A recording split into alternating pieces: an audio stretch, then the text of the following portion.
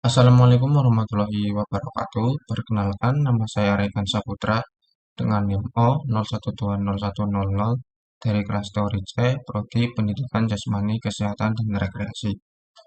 Di sini saya akan menjelaskan langkah-langkah uji analisis korelasi persen dalam menggunakan aplikasi SPSS. Sebelum melakukan uji analisis korelasi persen, alangkah baiknya kita mengetahui terlebih dahulu apa itu uji analisis korelasi persen. Uji korelasi persen dengan menggunakan SPSS. Konsep dasar analisis korelasi. Uji korelasi bertujuan untuk mengetahui tingkat keeratan hubungan antar variabel yang dinyatakan dengan koefisiensi korelasi. Jenis hubungan antar variabel X dan Y dapat bersifat positif atau negatif. Dalam dasar pengambilan keputusan, jika nilai signifikan kurang dari 0,05, maka berkorelasi. Apabila jika nilai signifikan lebih dari 0,05, maka tidak berkorelasi.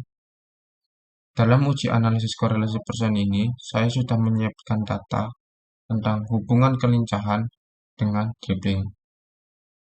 Ya, seperti ini datanya. Di sini saya mendata 20 siswa. 20 siswa. Langsung saja langkah pertama untuk melakukan uji analisis korelasi persen ini, kita masuk ke aplikasi SPSS ke bagian variable view. Di bagian baris pertama ini, kita ketik X, lalu di baris kedua kita ketik Y, lalu di desimal kita nolkan agar lebih mudah membacanya.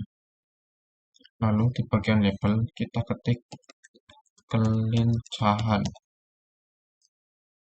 Lalu di baris kedua kita ketik dribbling. Lalu ke data view akan muncul variabel X dan Y seperti ini. Setelah itu kita mengcopy data yang sudah kita sediakan di aplikasi Excel tadi. Nah, ini dia. Kita copy.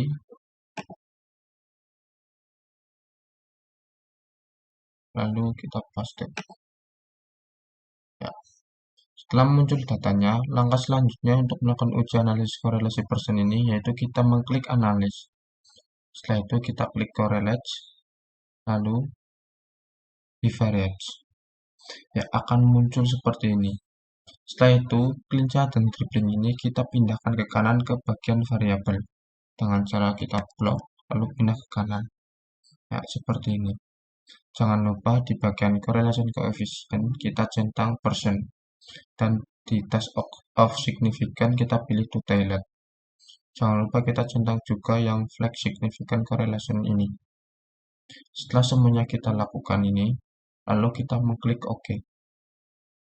Ya, setelah itu akan muncul output correlation seperti ini. Lalu bagaimana cara membaca data tersebut?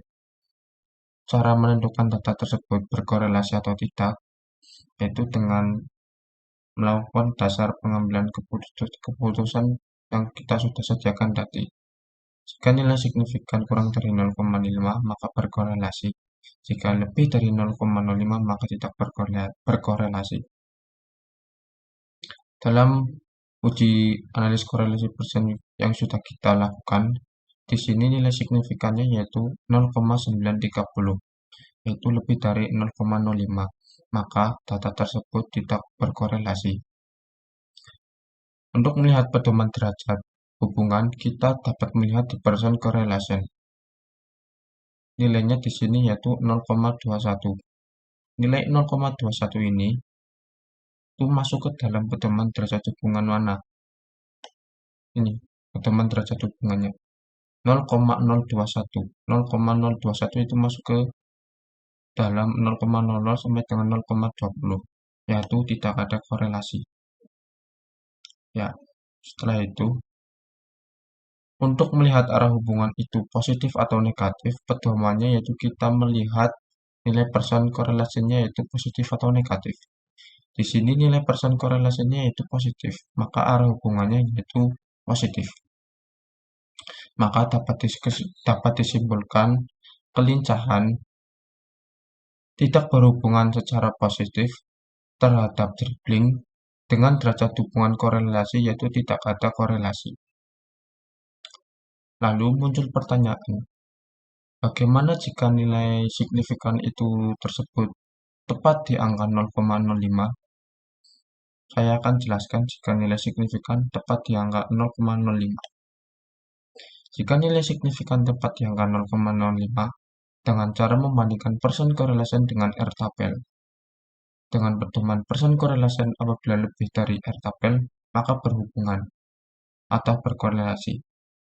Apabila persen correlation kurang dari R-tabel, maka tidak berhubungan atau tidak berkorelasi. Ya, seperti itu teman-teman penjelasan dari saya mengenai uji analisis korelasi persen. Apabila masih terdapat kekurangan dari saya, mohon dimaafkan. Wassalamualaikum warahmatullahi wabarakatuh.